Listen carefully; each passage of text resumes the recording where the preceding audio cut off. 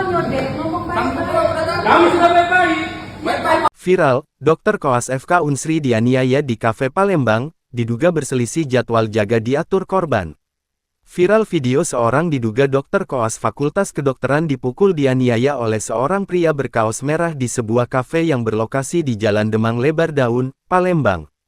Terlihat di dalam video korban yang masih mengenakan pakaian seragam koas mendapat pukulan bertubi-tubi dari pria tersebut tanpa perlawanan.